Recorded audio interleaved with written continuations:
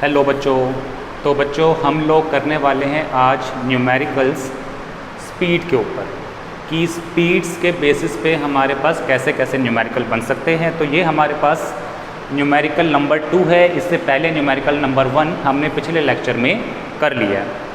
तो ये न्यूमेरिकल हमें क्या कह रहा है कि एक car travels 30 kilometre at a uniform speed of 40 kilometre per hour, कि उसने 30 किलोमीटर ट्रैवल करा यूनिफॉर्म स्पीड से। यूनिफॉर्म का मतलब होता है कांस्टेंट। यूनिफॉर्म का मतलब होता है कांस्टेंट, एक ही स्पीड के साथ, कोई स्पीड में चेंज नहीं आया। तो उसने कार ने 30 किलोमीटर ट्रैवल करा कांस्टेंट स्पीड के साथ, और वो स्पीड क्या थी 40 किलोमीटर पर आवर। और अगले 30 किलोमीटर उसने ट्रैवल करे 20 किलोमीटर पर आवर की कांस्टेंट स्पीड से। Find its average speed. हमें क्या निकालना है? Average speed. और आप सभी को पता होगा कि जो एवरेज स्पीड होती है वो हमारे पास क्या होती है? टोटल डिस्टेंस कवर्ड अपॉन में टोटल टाइम टेकन। अब थोड़ा सा मैं इसको ग्राफिकली समझाता हूँ। क्या बोला कि एक हमारे पास कार है, ठीक है, वो कार ट्रैवल कर रही है 30 किलोमीटर किस स्पीड से? 40 किलोमीटर पर आवर की स्पीड से। ओके, फिर अगले 30 किलोमीटर उसने ट्रैवल करा 20 किलोमीटर पर आवर की स्पीड से। और हमें पूछा गया है find average speed. Average speed क्या होगी? और आप सभी को पता है कि एवरेज स्पीड का जो फॉर्मूला होता है वो क्या होता है? Total distance covered upon total time taken. अब टोटल डिस्टेंस तो पता है 30 और 30 60 आ गया। टोटल डिस्टेंस हमें पता लग गया, कितना आ गया? 60 किलोमीटर। लेकिन टोटल टाइम कितना है? टाइम तो नहीं पता। यहाँ कितना टाइम लगा, यहाँ पूरा टाइम कितना लगा, नहीं पता। तो टाइम कैलकुलेट कर लेते हैं। हमने माना ये डिस्टेंस कवर करने में जो टाइम लगा कितना लगा? T1। ये डिस्टेंस कवर करने में जो टाइम लगा वो कितना लगा? T2। ओके, तो अब मुझे क्या कैलकुलेट करना है? Time T1 and time T2। अब मैंने क्या निकाला? टाइम T1 निकाला। और टाइम T1 कैसे निकलेगा आप सभी को पता होगा।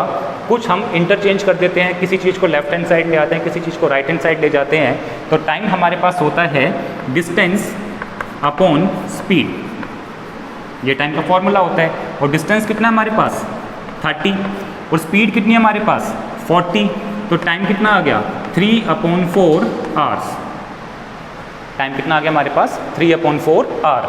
मतलब ये डिस्टेंस ट्रैवल करने के लिए टाइम कितना लगा? 3/4 आवर्स, ठीक है। और 3/4 आवर होते हैं हमारे पास 45 मिनट्स। फिलहाल आते हैं यहाँ पे। टाइम T2 कितना लगा? डिस्टेंस अपॉन में टाइम, और ये कितना हो गया हमारे पास? 3/2 आवर। 3/2 आवर कितना होता है? 1.5 आवर, 1.5 घंटा जिसको हम कहते हैं। अब टोटल टाइम पता लग गया, ठीक है। तो टोटल डिस्टेंस कवर कितना हुआ? 30 + 30। टोटल डिस्टेंस कवर हुआ 30 + 30 किलोमीटर। और टोटल टाइम कितना लगा? 3/4 + 3/2 आवर। जब आप इसको सॉल्व करेंगे, आई थिंक आपको सॉल्व करना आता होगा ना, फटाफट ट्राई कीजिए। मैं भी ट्राई करता हूँ, आप भी ट्राई कीजिए, देखते हैं कौन पहले करता है। तो 30 + 30 हमारे पास हो गया 60 अपॉन। जब आप इसको सॉल्व करेंगे तो मैंने क्या करा? इसको 2 से मल्टीप्लाई करा, इसको भी 2 से मल्टीप्लाई करा। आप लोगों को पता होगा अगर डिनोमिनेटर सेम होता है तो न्यूमरेटर डायरेक्टली ऐड या सब्ट्रैक्ट हो जाते हैं। अब ये कितना बन गया? 6/4। ये कितना है? 3/4। तो 3 + 6 कितना हो गया? 9। तो ये हमारे पास आ गया 9/4। आप इसको सेपरेटली भी सॉल्व कर सकते हैं कि आप लोगों ने एलसीएम ले लिया, ठीक है। ये हमारे पास क्या था? 3/4 + 3/2 था ना। एलसीएम ले लिया, एलसीएम लिया तो ये कितना बना हमारे पास? सॉरी, एलसीएम कितना बनेगा? 4। ये कितना बना हमारे पास? 3। और ये कितना आ जाएगा? 6। तो 6 + 3 कितना हो गया? 9। तो कितना आ गया? 9/4। यही तो हमने लिखा। और ये हमारे पास सॉल्व होने के बाद आ गया 60 × में 4/9। कैंसिल हो जाएगा, 3 × 3 = 9, 3 × 2 = 6। तो ये हमारे पास आ गया 80/3। तो जो हमारी एवरेज स्पीड आई वो कितनी आई? 80/3 किलोमीटर पर आवर। या तो आप इसको उतार लीजिए जल्दी से, या फिर आप स्क्रीनशॉट ले लीजिएगा, बाद में इसको करते रहिएगा। अगला क्वेश्चन देखते हैं। ओके, तो ये हमारे पास नेक्स्ट न्यूमेरिकल है, आपकी एनसीईआरटी बुक का क्वेश्चन है ये वाला।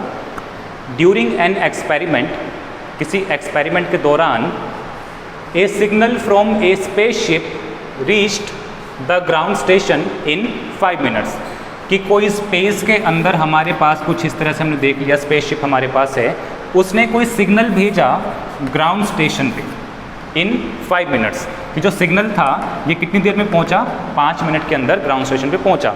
कहाँ से? स्पेसशिप से। उसके बाद इसने बोला what was the distance of the spaceship from the ground station, इस ग्राउंड स्टेशन का और इस स्पेसशिप के बीच का डिस्टेंस कितना है।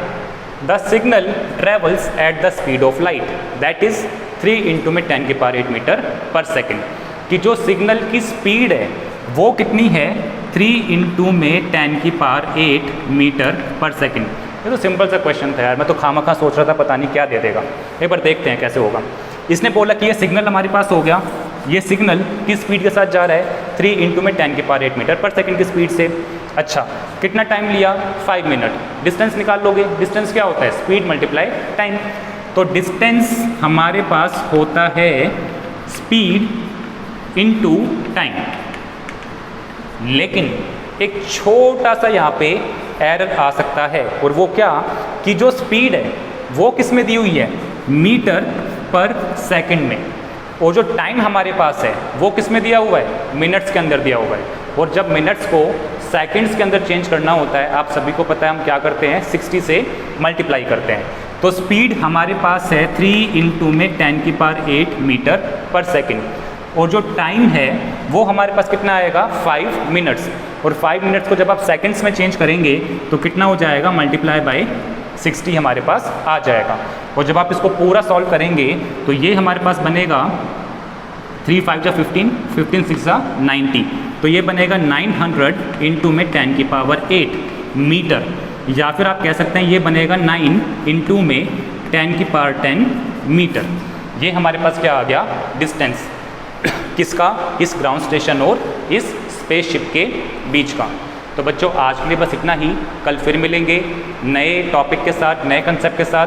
तब तक के लिए bye bye, thanks for watching.